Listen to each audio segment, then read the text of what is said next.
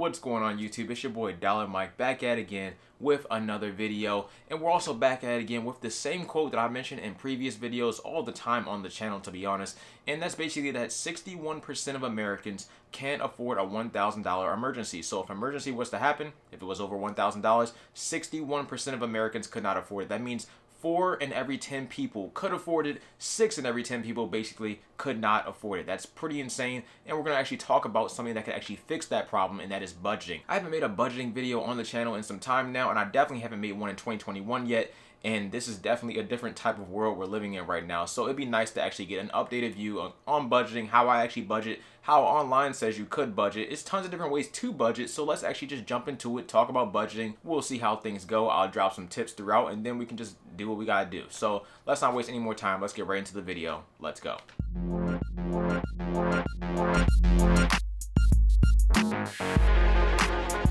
So if you haven't seen any of my videos before, I make videos talking about personal finance. So that's saving money, investing money, budgeting, credit cards, personal finance in general. I got you covered with investing and stuff as well. So all that kind of stuff covered right here on the channel, and I would greatly appreciate it if you guys could drop a like on the video. That basically supports the channel, supports this video, pushes the video out to more people, and supports the YouTube algorithm, which basically only pushes videos up if they have a lot of likes. So I would greatly appreciate it if you guys could drop a like. Also hit that red subscribe button if you want to see more content like this. And lastly, check out my links down below. All of those links down below will either get you some free stocks, they'll get you some free money in cryptocurrency, or they'll just get you some free money in general. So check out those links down below. I'll talk about some of them throughout the video, but overall, there you go. Let's go. My experience overall, the best thing that works for me personally is simply writing everything down. I do a monthly budget, so I simply write down how much money I'm making across that entire month, and also how much money I'm actually going to be losing, or how much money I have to pay for expenses or bills like that across that entire month as well. If you have a regular 9-to-5 job that pays you hourly or salary based, then obviously this will be a lot easier than someone that might do DoorDash for a living, or someone that might do Uber for a living, or Uber Eats, or anything like that,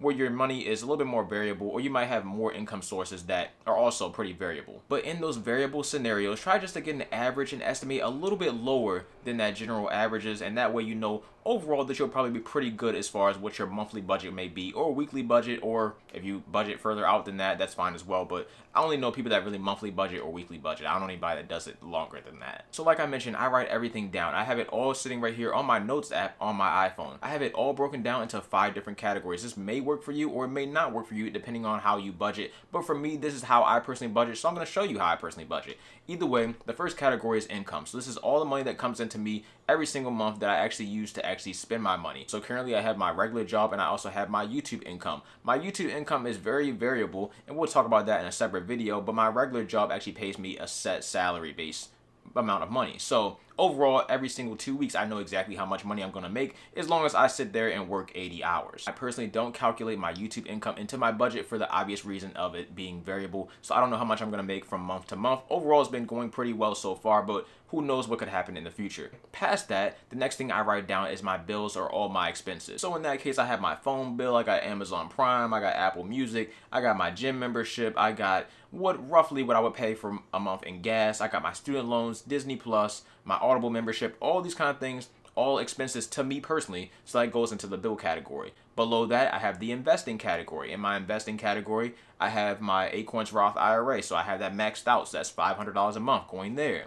I got Robinhood investing, and I have some cryptocurrency investments. Below that is my savings category. So in my savings category, is what you would think it is basically just you saving money or me saving money, and that's where I have my travel fund, my general savings account, and then other savings accounts where I save variable amounts of money. And lastly, all the money that I would have left in my actual budget would go into my self category. So my self category would include food, it would include shopping, gaming, entertainment, self-care, more money towards saving and investing, and just basically anything else I want to spend money on that particular month. So if we look at the percentages of how much money I actually spend on a monthly basis, 44% of my money actually goes into saving money and investing my money. About 31% of that money actually just goes to me, and I can spend it on whatever I like to spend it on, like the food, the shopping, the entertainment, all that kind of stuff, the self-care.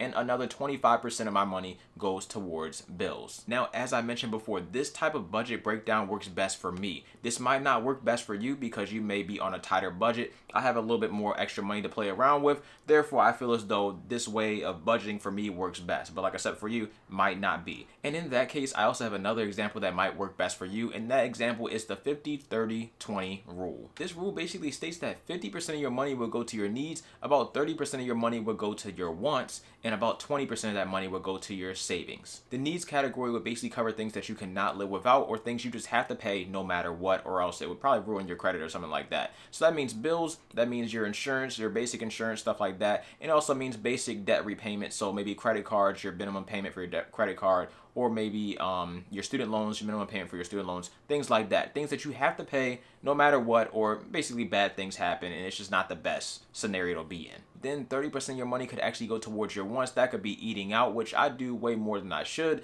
That could go to a gym membership because remember, you can work out without going to the gym. You don't have to go to the gym to work out. So the gym membership is more of a luxury than something that you actually need. Or that could be your Disney Plus membership. You don't need Disney Plus to survive, but it is nice to have because you wouldn't like to have some solid entertainment in your life. So there you go. That final 20% will go towards your savings. That would be your emergency fund, which most people estimate that you save about 3 to 6 months of your expenses into your emergency fund. See my other emergency fund videos because I got a ton of those, so make sure you check those videos out right up there.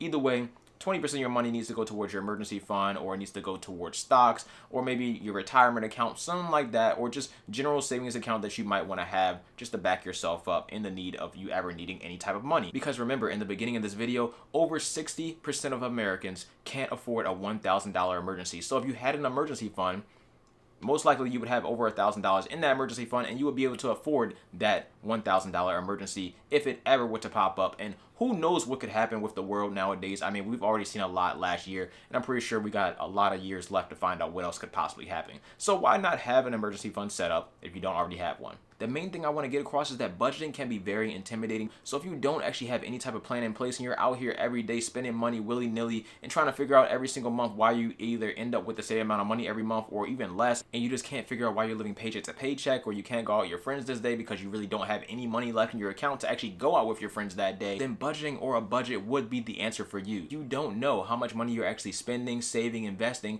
until you actually do know how much money you are spending, saving, and investing. And the only possible way for you to actually know that is to have some type of budget in place that tells you that. Once you write the numbers down, once you see the numbers, you'll know exactly how much money you can afford, how much money you can save, how much money you can invest, how much money you can do whatever you want to do with. But if you don't do budgeting, or if you don't budget, or you don't have a budget, then how could you possibly know those numbers? Once you actually know your numbers, you can take action upon them. I am going to cut this video off here because I want this to be more of a basic overview type of video, basically just giving you the general understanding of a budget, how I personally budget, and how you could budget if you use my strategy or the 50-30-20 rule.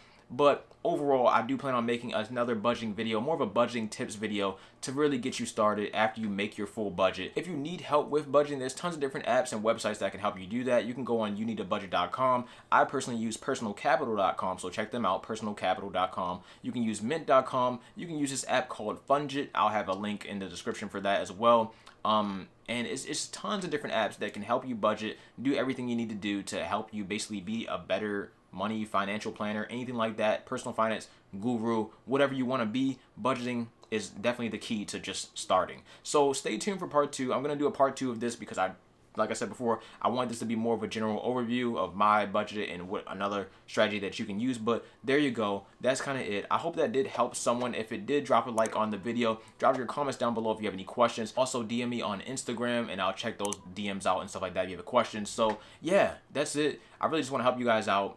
I've been doing this for like 2 years now. I think I've been doing pretty well at it, and there's tons of tips that I can give out as far as budgeting or just saving more money and stuff like that. So we're gonna make a separate video. It's gonna be part 2. Just stay tuned for that. Subscribe for that. But yeah, that's kind of it. Thank you for watching. As always, I'm out. Dollar Mike.